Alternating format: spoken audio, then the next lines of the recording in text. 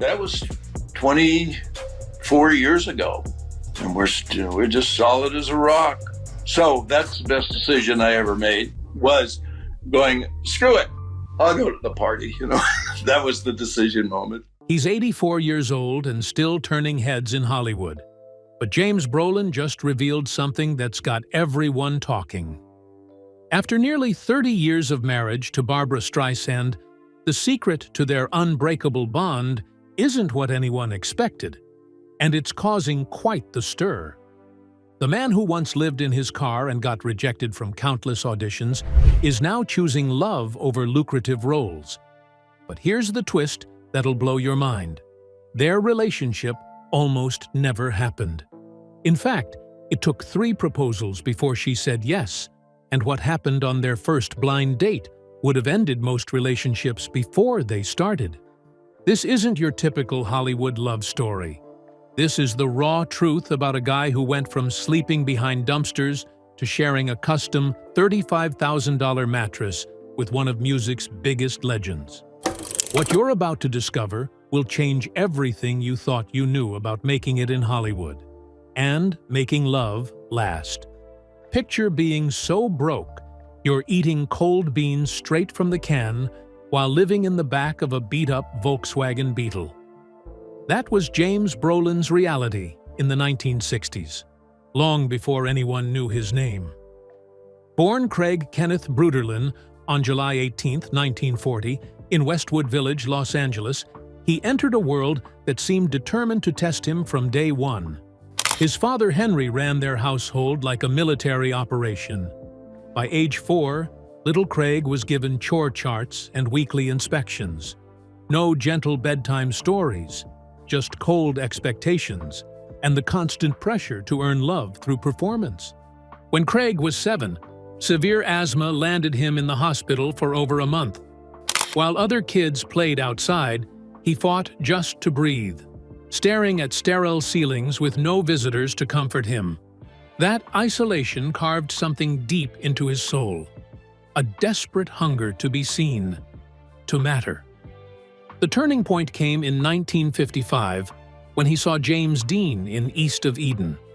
Something about Dean's raw intensity spoke to the lonely kid inside him. For months, Craig pedaled 17 miles every Saturday to Griffith Park, mimicking Dean's every gesture and whispering his lines to trees and shadows. With money from his paper route, he bought a battered 8mm camera and made 24 silent films starring neighborhood kids. Each one was a desperate plea. See me, hear me, let me matter. When Dean died in a car crash later that year, Craig didn't cry or scream. He simply stopped talking for 11 days. His grief was so profound, it frightened everyone around him. But one teacher recognized something special beneath the silence and secretly sent one of his films to UCLA, where it earned recognition from Nicholas Ray, the director of Rebel Without a Cause. That moment lit a fire that would sustain him through the brutal rejection that lay ahead. Hollywood in the 1960s wasn't waiting for Craig Brolin with open arms. It was ready to chew him up and spit him out. For months, he survived in that cramped Volkswagen, parked behind various Los Angeles businesses, eating whatever he could afford, and dreaming of the day someone would give him a real chance. The rejections came fast and hard. Casting directors would dismiss him with a cold, "You're not what we're looking for," before he'd even finished his first line. He had the height, 6'4", and classic good looks, but none of the connections that opened doors in Hollywood's closed system. There were nights I ate canned beans cold, straight from the tin, he later confessed, and nights I didn't eat at all. But I never gave myself permission to quit. That hunger became his fuel. While the city glittered around him, he scrubbed dishes to pay for acting classes, studied Marlon Brando obsessively, and practiced lines until his voice gave out. Behind Hollywood's glamour, he was fighting a private war with doubt, desperation, and his father's voice echoing that he'd never amount to anything. In 1965, he finally landed a small role in a Batman episode. only to be cut before it aired. The pattern continued. Almost opportunities that led nowhere, speaking parts that got yanked away, producers who decided they didn't like his look or his voice. One particularly brutal incident left him begging for half his paycheck after being fired mid-filming, only to be sent away empty-handed. That night, curled up in his car, he made a decision that would define everything. I stopped being scared of failing because nothing could hurt more than not trying. The year 1969 changed James Brolin's life forever because of a broken-down car and an act of simple kindness. While struggling to make ends meet, Brolin encountered a Universal executive whose car had stalled. Without hesitation, he rolled up his sleeves and fixed the engine. Covered in grease, wearing a borrowed shirt, looking more like a desperate man than a potential star. That executive saw something beyond mechanical skills. He saw character, resilience, eyes that had survived. Days later, Brolin was asked to audition for a role that would transform his career. Dr. Stephen Kiley in Marcus Welby, M.D. When Brolin read the script, he didn't fully understand the medical terminology, but he understood what it meant to fight for every breath, to persist when everything said quit. He didn't just perform the audition, he lived it, drawing from every night spent hungry in that car, every rejection that had tried to break him. The show premiered on ABC on September 23, 1969, starring Robert Young as the title character with Brolin as his younger partner. It became a massive hit, running until 1976, and Brolin won both an Emmy and Golden Globe for his performance. When his name was called at those award ceremonies, he held the trophies with hands that had once trembled from hunger and fear. "I was this close to giving up," he later admitted, holding his fingers barely apart. "If I hadn't fixed that car, you might be talking to a mechanic instead of an actor." Fame brought James Brolin recognition, but it couldn't heal the emotional wounds that had driven him to succeed. The same relentless drive that saved him from poverty began to fracture his personal relationships, creating a success that felt hollow at its core. His first marriage to Jane Cameron Agee crumbled under the weight of his career demands and emotional unavailability. Long shooting days meant coming home to a family that felt like strangers. His young son Josh barely knew his father, constantly asking why Dad was always somewhere else. "I was building a career, but watching my family disintegrate," Brolin later reflected. "The worst part was, I didn't know how to stop it." The divorce was messy and painful, leaving Josh angry and rebellious. For years, father and son were estranged, with Josh later struggling with substance abuse and rejecting everything his famous father represented. Professionally, Brolin took on challenging roles. In Westworld, 1973, he played John Blaine, a thrill-seeker hunted by merciless machines. The Amityville Horror, 1979, brought him mainstream movie success as George Lutz, but even that came with strange experiences. While reading the script, a book allegedly flew off a shelf unprovoked. "I took it as a sign," he said nervously. The 1980s brought creative fulfillment with the TV series Hotel, where Brolin served as both star and director.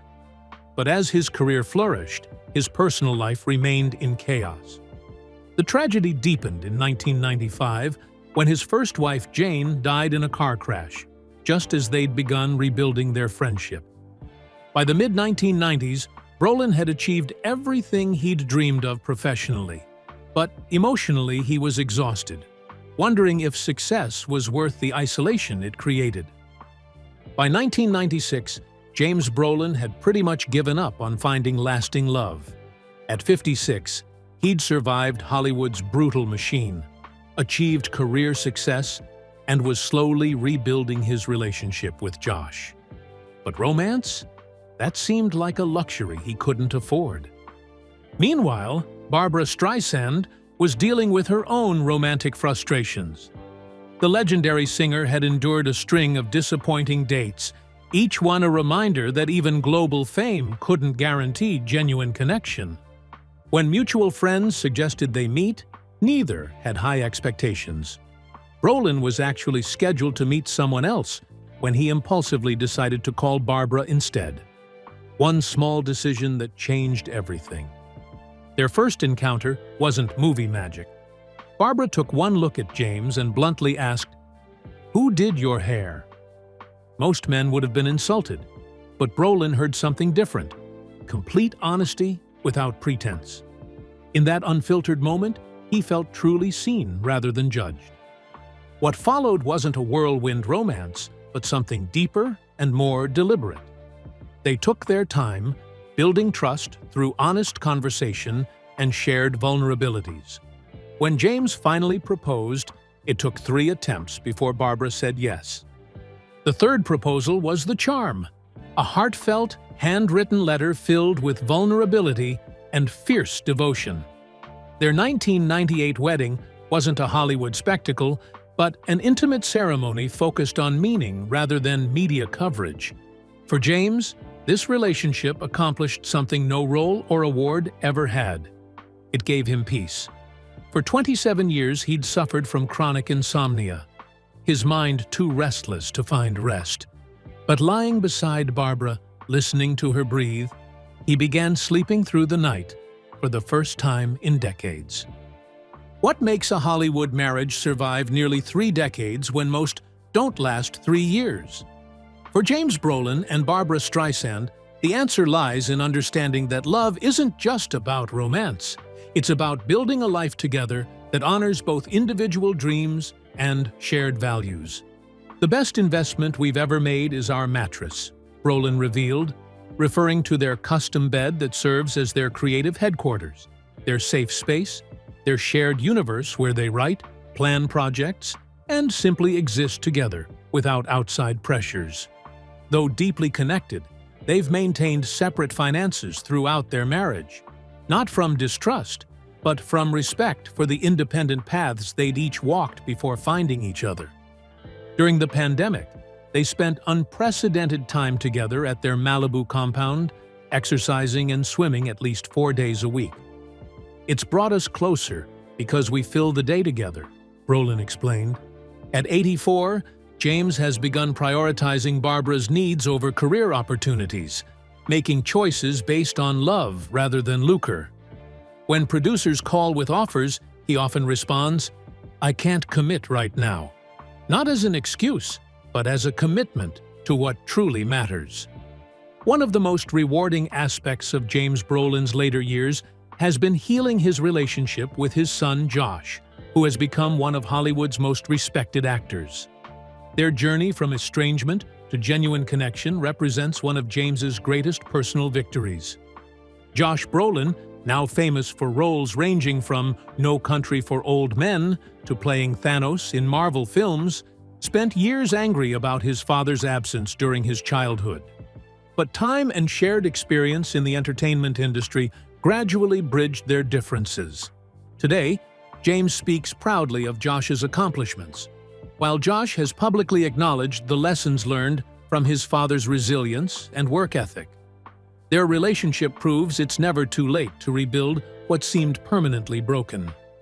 Today, James Brolin represents a Hollywood success story that transcends awards and box office numbers.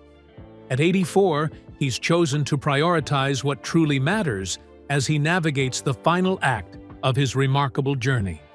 The man who once lived in his car behind a 7-Eleven now owns multiple properties, but his greatest wealth lies in relationships rebuilt, love found in midlife, and the peace that comes from knowing who you are when the cameras stop rolling.